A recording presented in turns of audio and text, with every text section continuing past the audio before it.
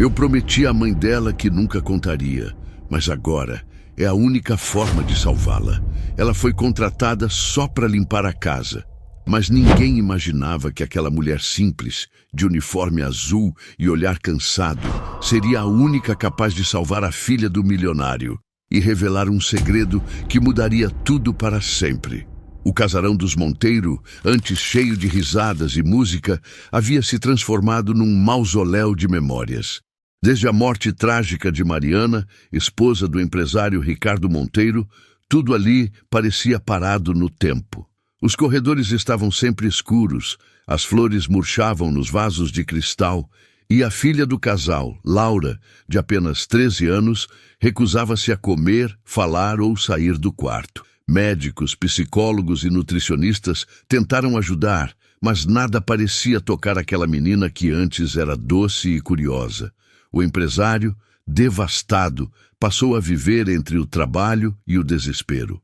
A empregada anterior pedira demissão depois de uma crise de choro ao ver Laura empurrar o prato e gritar: "Ninguém entende o que eu sinto." Foi então que, numa manhã chuvosa, Helena Duarte apareceu à porta da mansão.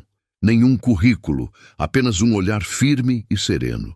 Disse que soube da vaga por acaso, que precisava trabalhar e que sabia lidar com crianças difíceis. Ricardo, desesperado, aceitou. No primeiro dia, ela caminhou pela casa com passos leves, observando tudo em silêncio, como se conhecesse cada canto. Laura a ignorou, recusou comida, jogou o prato no chão e gritou para que ela saísse. Mas Helena não se abalou, apenas limpou os cacos e disse calmamente: "Tudo bem, eu volto amanhã." Havia algo estranho nela, um ar de quem já sabia o que aquela menina sentia. No segundo dia, Helena entrou no quarto e ficou parada olhando o retrato da mãe de Laura. Seus olhos marejaram. A menina percebeu e perguntou irritada: "Por que tá chorando? Nem a conheceu." Helena apenas respondeu: "Mais do que você imagina, menina." Aquilo fez Laura franzir a testa. Pela primeira vez, ela ficou em silêncio, observando aquela mulher simples que, de alguma forma, sabia demais sobre sua mãe. Mas o que ninguém imaginava é que aquela nova empregada não tinha ido ali apenas por um emprego. Naquela noite, Ricardo acordou com um som vindo da cozinha. Helena estava de pé, olhando uma velha caixa de música que pertencera à falecida esposa. Ela a ligou e murmurou: "Ainda toca igual." O empresário ficou paralisado. Como ela sabia da existência daquela caixa? E principalmente porque ela tinha lágrimas nos olhos. Mas o pior ainda estava por vir. Antes da história começar, me conta uma coisa. De onde você está assistindo esse vídeo agora e que horas são aí na sua cidade? Eu adoro ver gente de todo lugar comentando aqui no canal. Cada história parece ganhar um pedacinho do mundo quando vocês participam. Aproveita para curtir o vídeo, se inscrever no canal e compartilha com alguém que você acha que precisa acreditar que o bem ainda existe. E se prepara, porque a história de hoje vai mexer com o seu coração. Nos dias seguintes, Helena seguiu firme, sem jamais perder a calma. Ela chegava cedo, arrumava o quarto de Laura em silêncio e deixava pequenos bilhetes sob o travesseiro. Frases simples como "Sua mãe teria orgulho de você" ou "Não há dor que dure para sempre." Laura rasgava todos no começo, mas começou a guardá-los sem perceber. A cada bilhete, uma lembrança surgia, um eco da mãe perdida. Ricardo observava de longe, intrigado com aquela mulher que parecia entender cada ferida da filha. Um dia ele perguntou: "Você é psicóloga?" Helena sorriu e respondeu: "Não, senhor. Sou só alguém que já viu uma menina perder tudo." Aquela frase ficou martelando na cabeça dele, como se escondesse mais do que parecia, e escondia. À noite, Helena se trancava no quarto dos fundos e tirava do bolso uma foto antiga, amarelada, com duas mulheres sorrindo. Uma era Mariana, a esposa falecida. A outra era ela. A ligação entre as duas era impossível de ignorar. A semelhança, o carinho com que Helena olhava a foto e a forma como conhecia detalhes da casa que ninguém mais sabia. Certa manhã, ao ver Laura observando a janela, ela disse calmamente: "Sua mãe costumava deixar as flores de jasmim aqui. Dizia que o cheiro trazia paz." A menina virou de súbito. "Como você sabe disso?" Helena hesitou, mas respondeu: "Ela me contou." A menina riu com desdém. "Mentira. Minha mãe morreu há 2 anos." Mas Helena não se defendeu. Apenas baixou os olhos e continuou limpando, deixando a dúvida ecoar. A partir dali, Laura passou a segui-la pelos corredores, tentando descobrir quem, afinal, era aquela mulher que parecia ter voltado do passado. Ricardo, cada vez mais desconfiado, pediu ao motorista que investigasse a vida da nova empregada. O resultado veio em um envelope pardo, deixado sobre a mesa do escritório. Dentro, uma ficha incompleta, sem endereço fixo, sem parentes declarados. Apenas uma linha curiosa na parte inferior. Antiga colaboradora da clínica Santa Helena, setor pediátrico. O empresário ficou intrigado. Pediu mais informações, mas não havia registros recentes. À noite, observou pela janela a cena que o confundiu de vez. Helena estava sentada no chão do quarto, lendo um livro em voz baixa para Laura, que pela primeira vez sorria. Era uma cena que parecia impossível. A menina que não comia há dias, agora aceitava um pedaço de pão das mãos dela. Nos corredores, os outros empregados começaram a comentar. Diziam que a nova faxineira tinha algo diferente, uma presença que mudava o ambiente. Um dos jardineiros jurava ter visto luz acesa no quarto de hóspedes às 3 da manhã, com Helena ajoelhada rezando diante de uma caixa antiga. Outros diziam que ouviam música baixa, a mesma que a senhora Mariana costumava ouvir ao piano. Quando Ricardo questionou, Helena respondeu com serenidade: "O som da memória não se apaga, senhor. Às vezes é ela que salva." A frase o arrepiou. A partir daquele momento ele começou a sonhar com a esposa falecida. E em todos os sonhos, Helena estava lá, no fundo, observando. Mas o que ele não sabia é que aquele passado compartilhava um segredo que, se revelado, destruiria tudo o que ele acreditava. Nos dias seguintes, o clima dentro da mansão mudou de forma sutil, quase imperceptível. Laura já não rejeitava comida. Agora aceitava pequenas porções, sempre quando era Helena quem servia. Ricardo começou a ver nela uma esperança, a primeira em muito tempo. Porém, quanto mais a menina se aproximava da empregada, mais sinais estranhos surgiam. Helena parecia saber o que Laura sonhava, o que ela temia e até o que gostava de desenhar. Certa noite, ao ver a menina rabiscando um sol com 3 pontas, o mesmo símbolo que a mãe desenhava desde a infância, Helena ficou pálida. Aproximou-se, tocou o papel e murmurou: "Ela ainda lembra." Laura ouviu, confusa, e perguntou: "Quem lembra?" Mas Helena desviou o olhar e lágrimas silenciosas caíram.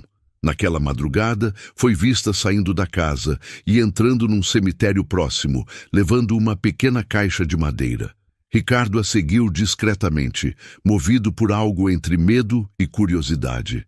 A chuva caía fina e o som dos passos dela se misturava ao vento. Helena ajoelhou-se diante de um túmulo com o nome Mariana Duarte Monteiro e tirou da caixa uma medalhinha com o símbolo do sol de 3 pontas. Ricardo, escondido atrás de uma árvore, sentiu o coração parar. O sobrenome Duarte, o mesmo de Helena. Na manhã seguinte, confrontou-a. "Por que seu nome está no túmulo da minha esposa?" gritou ele fora de si. Helena, com os olhos marejados, respondeu: "Porque, senhor Ricardo, antes de ser sua mulher, Mariana foi minha irmã." O empresário ficou em silêncio absoluto, sentindo o chão desaparecer sob seus pés. Aquilo era impossível. Nunca em todos os anos de casamento, Mariana falara sobre ter uma irmã. E agora, uma faxineira desconhecida dizia o contrário. Tomado por raiva e confusão, ele ordenou que Helena fosse embora imediatamente. Mas Laura, que ouviu tudo, desceu as escadas chorando e implorou: "Pai, não! Ela me entende. Eu só consigo comer quando ela está aqui." O empresário, sem saber o que fazer, trancou-se no escritório. Lá, encontrou uma carta esquecida dentro de um dos livros antigos da esposa. A caligrafia era delicada, e no topo as palavras: para Helena, se um dia o destino nos separar. A carta falava de um pacto entre as duas irmãs, feito antes do casamento. Mariana confessava ter escondido a existência de Helena por vergonha. A irmã mais velha fora internada numa clínica psiquiátrica após um trauma na juventude. Mas o mais perturbador era a última linha. Se algo acontecer comigo, procure minha filha. Ela tem o mesmo olhar que o nosso pai. Ricardo caiu na cadeira, atordoado. Helena não estava mentindo. Na manhã seguinte, antes que ele pudesse falar com ela, Helena desapareceu. Deixou apenas um bilhete sobre a mesa da cozinha. O que ainda está escondido nesta casa vai machucar Laura se não for revelado. Eu preciso encontrar o que Mariana tentou proteger. O empresário chamou a polícia, mas nenhuma pista foi encontrada. Enquanto isso, Laura começou a ter pesadelos recorrentes com a mãe, chamando por alguém no sótão. O som de passos à noite, o tilintar da caixa de música, o cheiro de jasmim voltando aos corredores. Tudo parecia indicar que algo, ou alguém, tentava se comunicar. E foi nesse ponto que a história deixou de ser apenas sobre uma menina triste e passou a ser sobre segredos que jamais deveriam ter sido enterrados. A mansão mergulhou em um caos silencioso após o desaparecimento de Helena. Ricardo tentava manter o controle, mas algo dentro dele já não conseguia acreditar que aquela mulher tivesse ido embora por acaso. As luzes piscavam à noite, portas se abriam sozinhas, e o som da caixa de música, que ninguém mais havia tocado, voltava a ecoar pelos corredores. Laura, cada vez mais pálida, começou a recusar comida novamente. Ela vai voltar, pai. Eu sei que vai, dizia com convicção. Certo dia, ao tentar desligar a luz do sótão, Ricardo percebeu que a chave da porta antiga estava destrancada. Subiu devagar, com o coração acelerado, e encontrou o espaço coberto de pó e caixas antigas. No canto, algo chamava a atenção. Um diário encapado em couro, com o nome Mariana Duarte Monteiro, 2009. Ele o abriu e as primeiras linhas o deixaram sem ar. Se alguém encontrar isto, saberá que o acidente não foi um acidente. Ricardo passou as páginas tremendo. Mariana descrevia dias de medo, perseguições e chantagens de um sócio que ameaçava destruir a empresa da família se ela contasse o que sabia. Falava também sobre uma mulher que prometeu proteger Laura caso algo acontecesse. E essa mulher era Helena. No último trecho, a confissão final. Não confie em quem diz ser seu amigo. Ele quer a herança da minha filha. Helena é a única que sabe a verdade. O empresário caiu de joelhos. De repente, tudo fazia sentido. O acidente de carro que matou Mariana, o incêndio nos arquivos da empresa, o desaparecimento de Helena, tudo estava ligado. No mesmo instante, o telefone tocou. Uma voz rouca, abafada pelo barulho de chuva, disse: Senhor Monteiro, ela está viva, mas alguém não quer que a verdade apareça. Ricardo sentiu o sangue gelar. Horas depois, ele recebeu um envelope anônimo com uma fotografia. Helena estava sentada em uma cadeira, visivelmente machucada, em um galpão abandonado. Atrás dela, a parede exibia o mesmo logotipo da antiga empresa Monteiro & Costa. Ricardo entendeu. O antigo sócio, Caio Costa, estava envolvido. Correu até o local com a polícia e, ao entrar no galpão, encontrou Helena amarrada, mas consciente. Mesmo ferida, ela sussurrou: Eu avisei. Ele matou sua esposa e agora quer apagar a última testemunha. O empresário, tomado por fúria, enfrentou o inimigo, mas antes que pudesse falar, Caio tentou fugir. Helena, com o pouco de força que tinha, o derrubou, empurrando uma pilha de caixas metálicas. O som ecoou pelo galpão. Policiais entraram. Caio foi preso. Helena desmaiou, exausta. Ricardo ajoelhou-se e segurou a mão dela. Porque não me contou antes? E ela respondeu com um fio de voz: porque você não acreditaria em uma faxineira. Horas depois, já no hospital, Helena acordou cercada por médicos e pela pequena Laura, que agora a chamava de tia. Ricardo, emocionado, contou que a verdade havia sido comprovada. Mariana fora assassinada, e Helena, por ter descoberto isso anos antes, fora silenciada e internada como louca.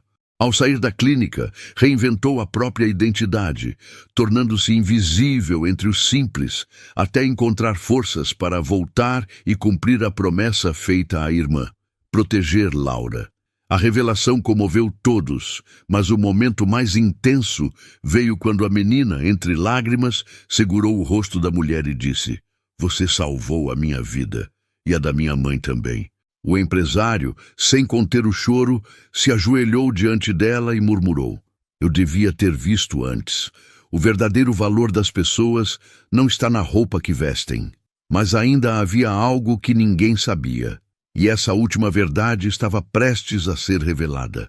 O sol nascia sobre o Hospital Santa Helena, quando Helena Duarte abriu os olhos pela primeira vez após dias de repouso. O quarto estava silencioso, mas havia flores sobre a mesa.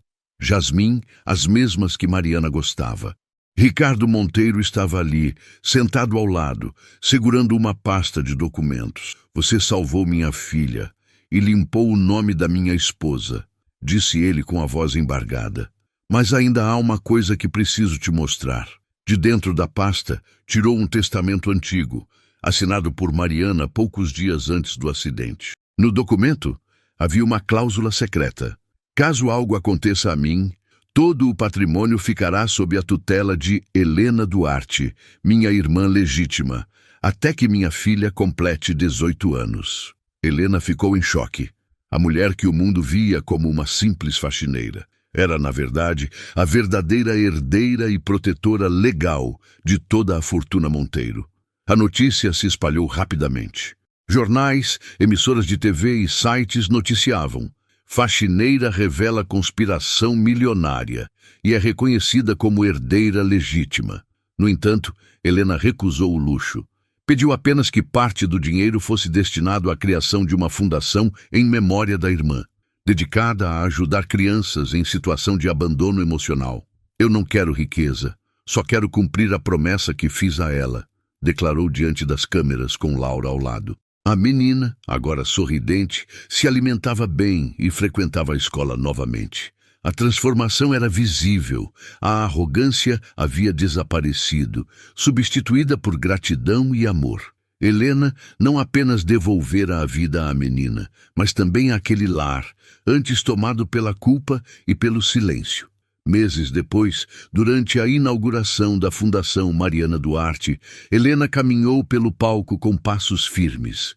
Vestia um simples vestido azul, o mesmo tom do antigo uniforme de faxineira. Ricardo discursou diante da plateia: "Quando contratei Helena, achei que estava apenas contratando uma funcionária, mas ela me mostrou que às vezes o milagre vem disfarçado de humildade." A plateia aplaudiu de pé. Helena, emocionada, olhou para o céu e murmurou: "Promessa cumprida, mana." Laura correu até ela, abraçando-a com força. "Você é a mãe que o destino me devolveu." Lágrimas correram dos olhos de todos, e pela primeira vez a dor da perda se transformou em algo maior: esperança. O passado finalmente havia encontrado paz. Quando tudo parecia resolvido, um último envelope foi entregue a Helena, endereçado a ela de forma anônima. Dentro havia apenas uma foto, uma imagem antiga de duas meninas de mãos dadas, com uma frase escrita no verso: "O amor verdadeiro não morre, apenas muda de forma." Helena sorriu, reconhecendo a caligrafia da irmã. Guardou a foto no coração e caminhou em direção ao público, onde centenas de crianças a esperavam com flores. A câmera subiu lentamente, mostrando o pôr do sol, refletindo nas janelas do prédio da fundação. A voz de Helena ecoou em off: "Nunca subestime o poder de uma mulher simples. Às vezes, é dela que nasce o milagre que o mundo precisa."